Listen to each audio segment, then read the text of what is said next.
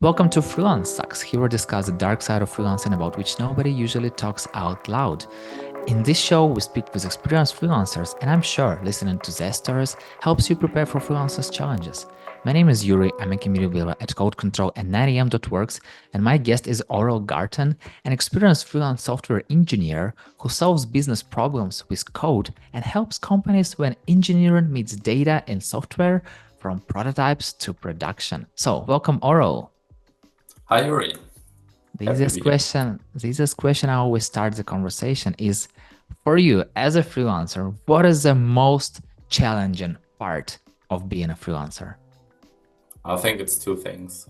It's project acquisition. I think that's true for almost all freelancers. And then it's kind of like how to deal with all the mental stress and mental load. Because when you're freelancing, often no one in your vicinity does that. So you're kind of like, they don't understand the problems a customer or like that come along with it. And you kind of have to find a way to connect with other people to talk about these experiences, because otherwise you'll like be crushed by the stress and the mental stress, stressing out about projects and whatever else it is. Usually people are talking a lot about project acquisitions, and yeah, definitely have to work on that. But not that many people talking about mental stress. So tell me more about this.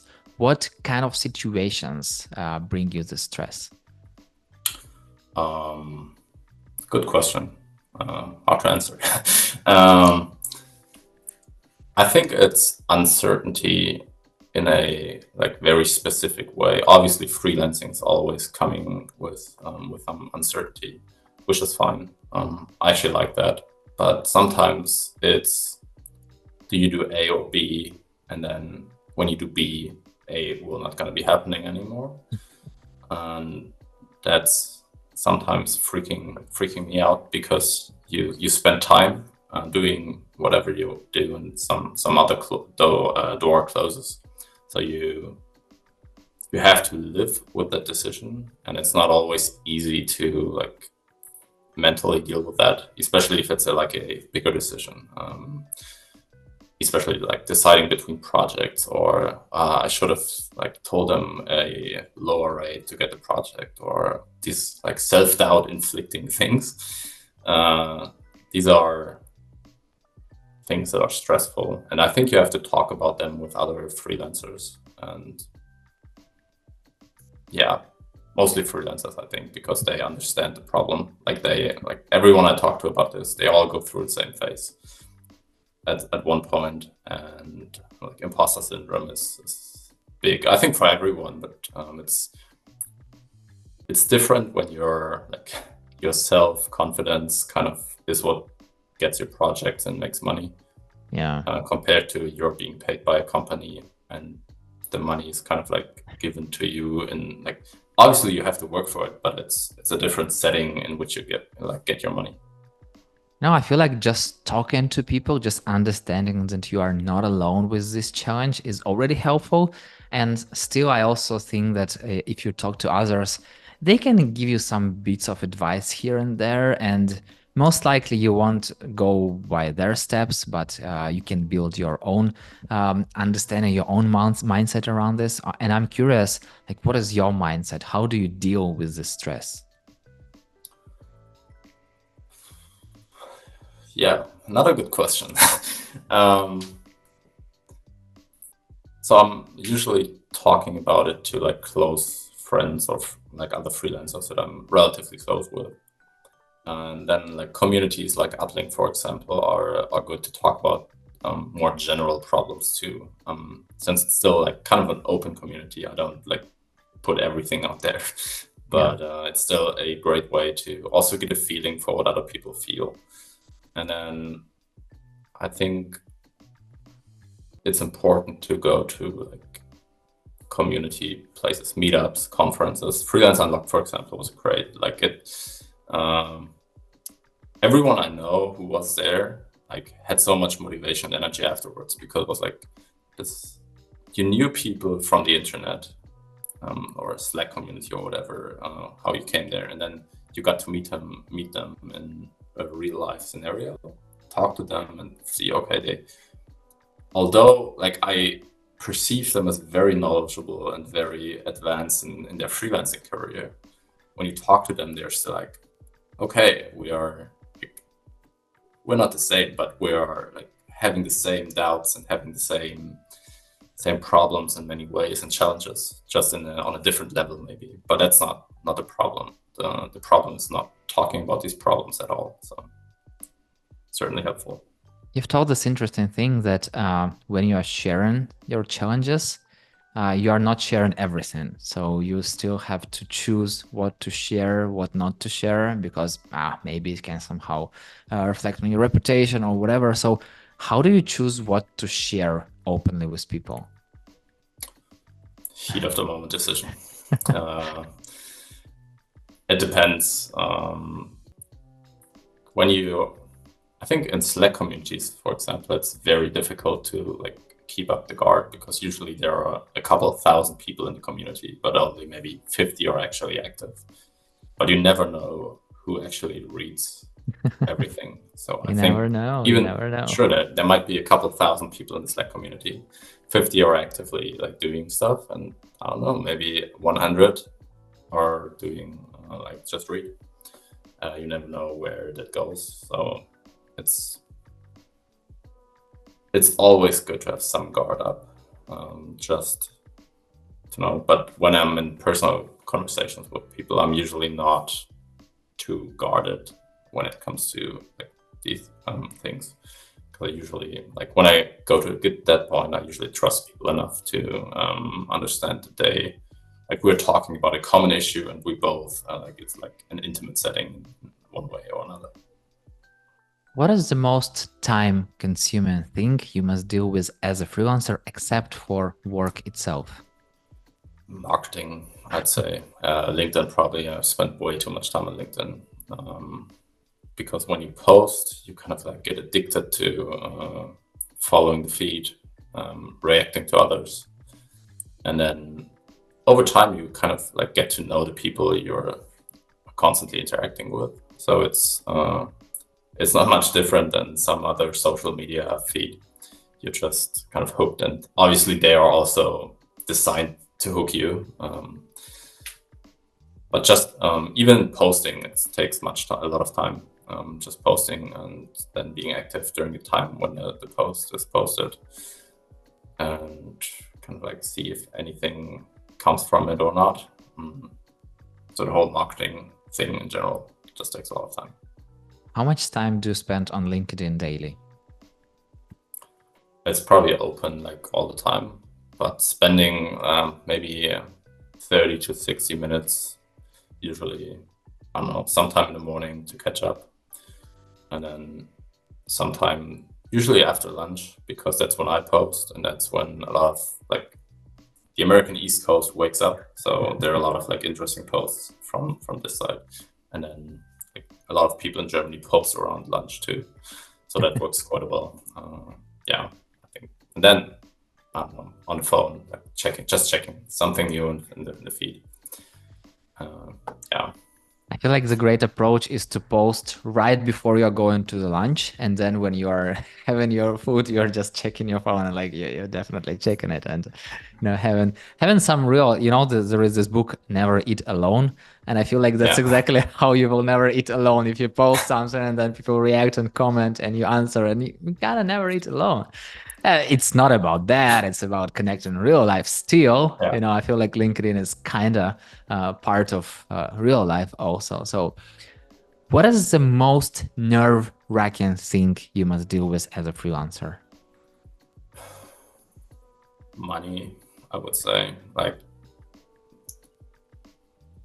when clients pay late, for example, you have, especially like large agencies or large clients, you're like, okay, why are you not paying on time? It's not a cash flow problem. You're just increasing your liquidity on my cost kind of situation. I think most of the time it's not even what they're doing. That's just they don't have their processes under control.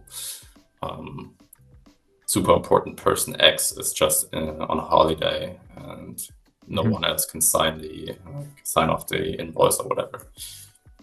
So that's nerve-wracking because usually when you're freelancing, it's kind of like your income. So when your clients pay late or don't pay at all, and you have to constantly remind them. It's just annoying. Hasn't happened too often yet, but happens from time to time. And there are obviously also people who are really, really good. They're like, you send them the invoice and like an hour later you have the money, and we're just like, well, it's not what I'm used to, but yeah. I feel like it's a really good thing to know to people who are working with freelancers and to keep it in mind. And I remember I had really a similar situation with it. It was some stuff with a bank and then the invoice, etc. And I like received money like 10 years or 2 weeks later than I expected it. And I was like, with 200 euros for 2 weeks. I was like, oh, okay. Yeah, nice. Thank you. Definitely, there is some cushion behind financial and stuff, but like, I don't want to waste it. So I was like, yeah, okay, I'll just eat less maybe. Oh, but yeah, I totally. And how do you deal with it? How do you deal with clients paying you later? Well, I like the first day the payment is late, I just send an email usually, just like, hey, here, that's what's happening. What's going on with you? And I've never had it happen that they're like, oh, we can't pay you or something like that. They always pay just a couple days late, so that's fine. Worst case, you have to go to court, sue them. That's definitely you're not gonna have any relationship with them afterwards. Probably don't want to because they obviously not paying well or not paying on time. But that's emotionally taxing for sure and costs money again. So don't want to do that. And then you always have to have enough buffer money to keep the lights on when you're not getting paid in the worst case. Even just for your own security, like when projects are scarce and you don't get a follow-up project right away, you have to live somehow. And sure, you keep your fixed costs down and then have variable spending when you can.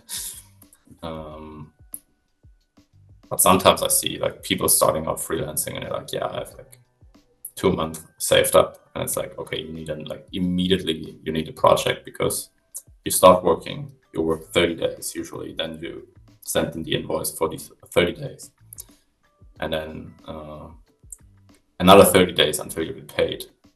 So it's 2 months already when you start a project before you see your first money, in most cases at least. So at least half a year to a year buffer, I would say, is advisable in some way. As a freelancer, do you ever feel professional loneliness? Sometimes, yeah, sometimes. Again, these like communities like Uplink certainly help to like mitigate the issue. But when you're in other groups where like, so what do you do for work kind of question comes up. It's like, yeah, I'm self-employed freelancing in a super specific niche. And like, oh, cool. And then it's like either they can't relate at all, or they're like, oh, so you got to be rich. That's like also Yeah, one of the exactly. things. Like, sure, like freelancing is more attractive financially usually than full-time work, but there's a lot of like a lot less security and a lot of more things to worry about, and that's kind of why companies pay for freelancers, because they can let them go at any time. Yeah. So yeah. I feel like one thing that people usually forget about that when you are full-time employee, you are receiving the stable paycheck every month, and you don't really have to worry about it. And as a freelancer, even though you have kind of higher hourly rate, it doesn't mean that you have the same stable paycheck. So you have to work a lot to really make more money than in a full-time. But yeah. It's not about benefits and challenges of freelancer at the moment, but I wonder if your friend wanted to become a freelancer, what are top 3 things you'd advise them to consider before doing it? I think have enough money saved up to bridge the time to your first project. And then you have to be able to work independently. I think that's a big one, like just to have your, like, organize your own life and your own work. No one will tell you like you have to be in the office at 9 a.m. Yeah, it's sometimes it happens, but it shouldn't happen. And then the third point is you have to like embrace kind of like the challenge and like the little security that comes along with it. Then I think you're set. It's kind of like you're wanting to do your own thing. If you just want to make money comfortably, then you're probably in for a tough ride. Yeah, exactly. And Orell, I wish to have the sky's the limit, but time is the limit. So the final question, if you were starting freelancing today, what is one thing you would have done differently? Nothing, actually. I think I had a pretty smooth start to the whole thing. It took a while to get like the first bigger project, but I think that's just part of the whole market situation. But I wouldn't really change anything what I did, to be honest. Got it. Orell, thank you so much for sharing your experience and for having such an open conversation. Thank you for having me. And thank you so much for listening. If you like the show, hit the like button, 5 stars, and share it with your friends. That's it. We're done. See you in the next episode.